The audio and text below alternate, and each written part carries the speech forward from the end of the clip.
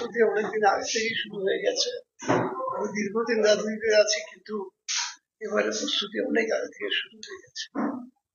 আজকে তো কর্মী সভাপতির থার্ড স্টেজ কি ফোর্থ স্টেজ চলছে আমাদের।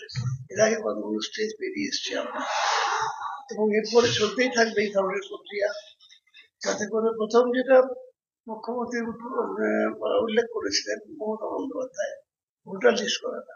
কারণ আমাদের একটা উদাহরণ দেখেছি আমরা চোখের সামনে জন্য, হরিয়ানা এবং দিল্লিতে শুধু ভোটার লিস্টের কার্যক্রমটাই হারিয়ে দিয়েছে।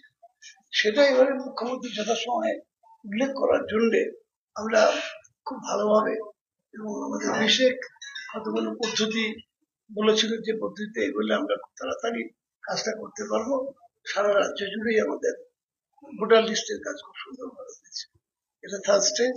কর্মীদেরকে মানে আমাদের অভিমুখটা কি ইলেকশনে, এভাবে ইলেকশনে আমরা কাকে মূল শত্রু চিহ্নিত করে এবং কোন কোন বিষয়ের উপর আমরা মানে কর্মীদেরকে আরো সজাগ করে তুলবো, সেটা নিয়ে থার্ড স্টেজ চলছে, একটা স্টেজ চলছে। এভাবে কিন্তু প্রতি স্তরে আমরা এগিয়ে যাব আস্তে আস্তে নির্বাচনকে সামনে রেখে, এবং কর্মীরা সম্পূর্ণভাবে প্রস্তুত হয়ে যাবে। এমনিতেই ইলেকশনে মুখ্যমন্ত্রী বলেছেন প্রধানমন্ত্রীকে, আজকে নির্বাচন করলে আমি নির্বাচন করতে পারছি, রাজি আছি, চ্যালেঞ্জ গ্রহণ করুন। কিন্তু আমি ওই বিষয়ে যাচ্ছি না, শুধু এটুকু বলছি যে দল সম্পূর্ণভাবে তৈরি হচ্ছে, যাতে করে নির্বাচনে আমরা এই রাজ্যের অশুভ শক্তি যারা আজকে মাথাচাড়া দিয়েছে তাদেরকে চূড়ান্তভাবে পরাস্ত করতে পারি, এবং 2021-এর যে নির্বাচন হয়েছে তার থেকেও ভালো নির্বাচন করতে পারি। কামারহাটি বিধায়ক আগের দিন মন্তব্য করেছেন, একটা ভিডিও ভাইরাল হচ্ছে যে কর্মীরা কর্মী সম্মেলনে আসতে চাইছেন না, প্রায় 40% মানুষ আসছেন না কর্মী সম্মেলনে, কিন্তু তাদের তৃণমূলে তারা চাকরি পেয়েছে।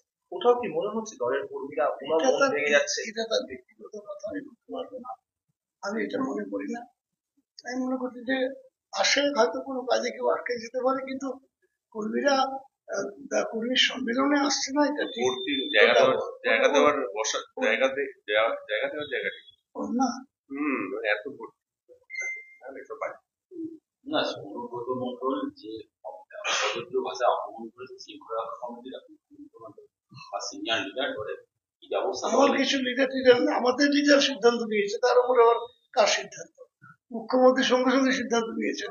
একটা উদাহরণ দেখাতে পারবেন অতীতে? বিজেপিতে দেখাতে পারবেন? সিপিএম এ দেখাতে পারবেন?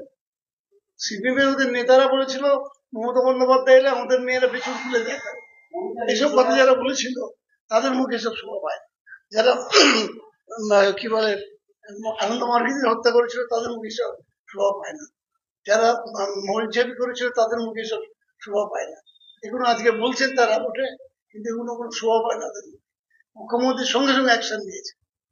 তিনি যা করেছেন, একজন জেলা স্তরের নেতাকে সরাসরি পুলিশের কাছে গিয়ে ক্ষমা প্রার্থনা করিয়েছেন, নজিরবিহীন ঘটনা পশ্চিমবাংলায়।